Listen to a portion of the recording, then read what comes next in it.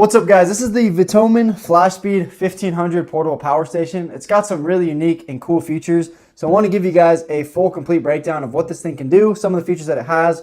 I'll run some tests for you guys so you guys can see what it can power, and then I'll give you guys my review at the end. So let's get in the video. All right, so here it is up close. I want to just show you guys all the features around this so you guys can see it. This is a 1548 watt battery capacity power station, so it's pretty big. It's going to be able to power pretty much all the basic items in your house, like refrigerators, TVs, even like cooking devices, griddles and coffee machines and stuff like that, which is pretty awesome, which we'll test some of that later in the video as well. It is a lithium iron phosphate or LFP battery, which is awesome because LFP batteries are some of the most reliable and safest batteries out there, which means it should be able to last a really long time. And it is rated to have a battery life cycle of up to 3,000 plus cycles, which is awesome because if you were to use this thing every single day, it'd be able to last longer than a decade. And that's just to degrade it down to 80%.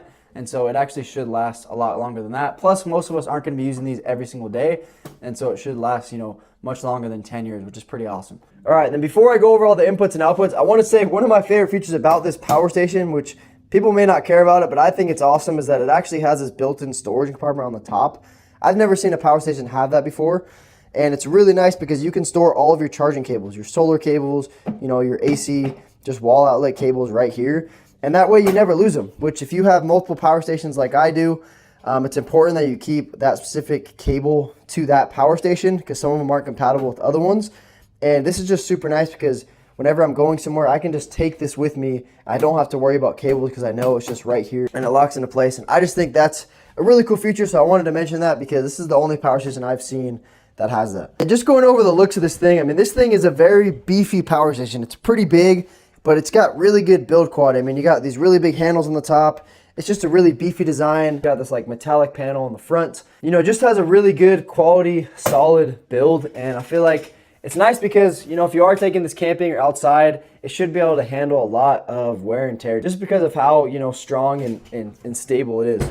Going over here on the front of the power station, as you can see, we have 3 AC 3-prong outlets and has a max AC output of 1500 watts, but it can peak up to 3000 watts, which is really impressive for a power station in this range, which is pretty awesome. If you have those devices that need that initial kick of power, you can go up to 3000. And over here, you also have 4 USB-As. You can see one of them is a fast charging one, and the other ones are 5 volt, 2.4 amp chargers. And then up here, you actually get another 2 USB-Cs that are both 100 watt USB-Cs, so 200 watt max. So that's a lot of outlets. You get 3 outlets and you get 6 different plugins right here is for USB-As and USB-Cs. And then right here you also get your 12 volt car port, and then you also get another DC output right here. And then up here are your charging ports. So you have your AC input, you have solar input, and then you have a DC input right here. And as you can see, you can get up to 1500 watts of AC input, which can charge this whole thing up in an hour, which is pretty insane for a power station that's like 1500 watts of battery capacity. That's pretty crazy. We'll be testing that out here in a second. But then you also get 400 watts of solar input, which is not super impressive. There's power stations in this range that are 500 to 600 watts. So 400 watts is good. Not the best, but it's still good. It'll be able to charge this thing up in about 4 to 6 hours, depending on where you're at. And then you also get the DC input right here. If you open this up, here's where you plug it in right here. You got your solar, your AC input, and then you got your DC input right there. And it does come with your AC input cable right here to plug it into the wall. You also get your DC input right here for your car, so to charge it with your car. And then you also get, a USB-A to USB-C and USB-C right here. You don't actually get a solar cable, which, I wish they would come with that, but you don't get that. So if you do get one of their solar panels though, you should get that included with your solar panel. And then going over here on this power station, one thing that's super cool about this one specifically is it actually has a built-in port for jumping your car. So it doesn't come with the cable. You'd have to get a specific cable for doing this. But you could actually plug this in here and you could actually jumpstart your car. So you could just keep this in your car and you could have portable power, and you could actually jumpstart your car, which this is the first power station I've seen that actually has a dedicated, input for that, which I think is just another cool thing that they added. And then over here on the right, you have your expander port. So you can actually expand this up to over 3000 watts of battery capacity. So you can go from like the 1500 watts all the way up to, over 3000. So you can double the capacity if you get one of the VTOMAN's extra batteries, and it does have that slot right here. And that's everything on the front. And something that I actually really appreciate about this power station is that literally everything you need is on the front. The expander port, the charging inputs, the outputs, everything is on the front. You don't need, anywhere else. Some power stations will have on the back. the charging cables are the side, and then the outputs on the front. This one has literally everything on the front. It's all you need, which is really cool. On the sides over here, you just have your vents or your fans, you know, to help keep it cool right here. And then on the back, I guess you actually do get one thing on the back. You get a light on the back, which is pretty awesome. It's actually really bright. You just click the light right here, it turns on. If you click it again, it's a little bit brighter. Click again, it's a little bit brighter. Then it goes SOS mode, another SOS mode, and then it turns off. So actually a really cool feature that it has as well. You know, if you are camping or outside and it's nighttime, this can give you a little bit of extra light, and it can help you, you know, while you're plugging something in or powering something on, you can have that light in the back, which is pretty cool. All right, now we're gonna do a test. For the first test, I wanted to show you guys that 1500 watt input. We're gonna see if it actually works. So I have it plugged into the outlet right here. By the way, there's no on button to this power station. All you do is you just click like a button like the AC or DC power, and it'll turn on.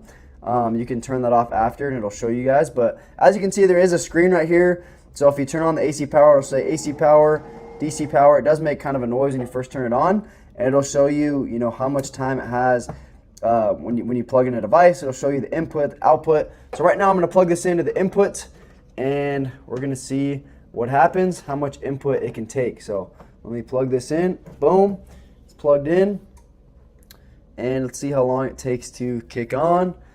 This is the input up here. It's inputting. Dang, all right. So it is actually inputting 1500 watts. It's actually inputting a little bit more. So 1547 watts. That's pretty awesome. So it actually does live up to what it says. So, you know, a lot of power stations will say it'll have a certain amount of input, but it doesn't actually get that much input. But from an outlet, you're gonna be able to input 1500 watts in there. Actually a little bit more, it's showing. And you should be able to charge this in about an hour. It's saying 0.2 hours to get it from 70% to 100%. So about an hour. I'm not going to test it right now because we're at 72%, but it does actually have that 1500 watt input, so it should be about an hour. All right, and then for this next test, I wanted to show you guys, you know, this powering a 55-inch TV, or this could kind of be, you know, you can think about it as like a projector if you were camping. Projector is going to use less power than this, but as you guys can see, I just turned it on, and it's using about 51 watts right now. It's turned on. I think it's going to go up a little bit. Yep, now it's about 70 watts. And look at that. It's able to power this thing no problem at all. It's able to run it. Right now it's showing about 11 hours, and that's not even, that's at 70% capacity. So at 100%, it's going to be able to run it for about 13, 14 hours or so, which is pretty amazing for a 55-inch TV. You know, obviously this is going to depend on your TV and how many watts it uses, but they're all pretty much similar, you know, if you have a 55-inch TV. So it's going to be able to power for a long time. So great for camping, great if you have a power outage and you still want to watch TV, or if you want to play games, Xbox, things like that, you know, this can do that. All right, so now for this test, I want to show you guys a full-size refrigerator. This is a double-sided refrigerator, so it's pretty big, and I want to show you guys, you know, it should have no problem handling this because it has 1500 watts of output and it has that surge as well. But let me plug this in real quick, and you got to turn the AC power on. Let's turn it on. And it does make a pretty loud noise when you first turn it on, but then it turns off, as you can see right there. And right now the compressor is not on, so that's why it says 0 watts. But as you can see, now it's starting to kick on. So, all right, so it went back to 0. It's still not on. That's just kind of the initial boost that it needed. But as we go over here, as you can see, the light is on, so it's able to power this no problem at all. But, and as you can see, when I open the refrigerator, it's using about 15 watts of power. It's going to go up to about 15 watts of power. And it's showing right here that you can power that for about 28 hours with just the light. But once the compressor kicks back on, I'm going to come back here and I'll show you guys what it updates to. But as you can see, it can handle this refrigerator no problem, which is pretty awesome. But I'll show you guys the updated number once the compressor turns on.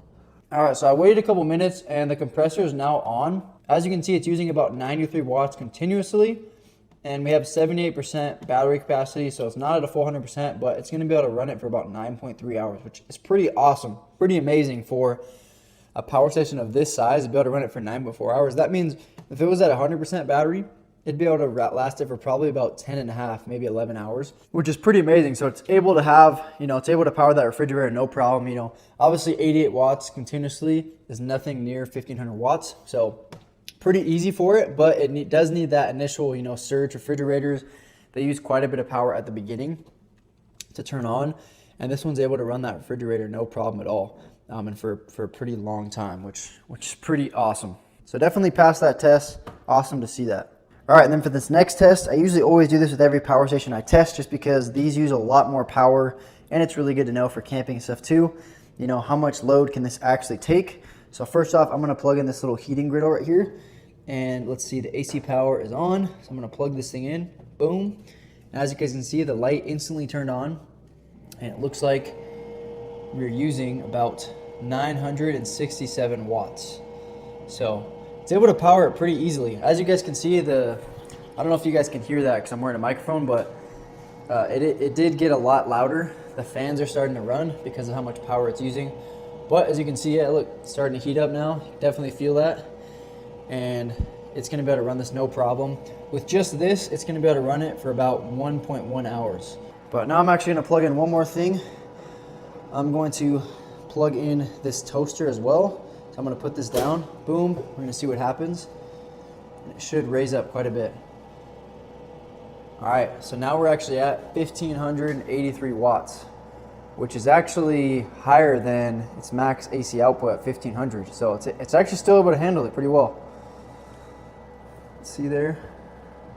So it's actually able to handle a little bit more than 1,500. 1,583, it's able to do that no problem. As you guys can see, it's still running it. You'll be able to run both of these for about a little bit over a half an hour at 75% battery capacity. So yeah, that's pretty cool to know. I mean, if you are camping or just the power goes out, you can still cook your food. This thing is able to power that no problem. Definitely does live up to that, you know, 1,500 watt max AC output because it was able to handle that right there. All right, and I just want to do a quick test. If you did overload this, so I have it plugged in. I'm going to do this side as well. So I'm going to do this one. Oh. We're gonna do this, turn it on, and I'm gonna see what happens if we overload it. So right now it's 1,591 watts. What happens when we do this? It should shut off automatically.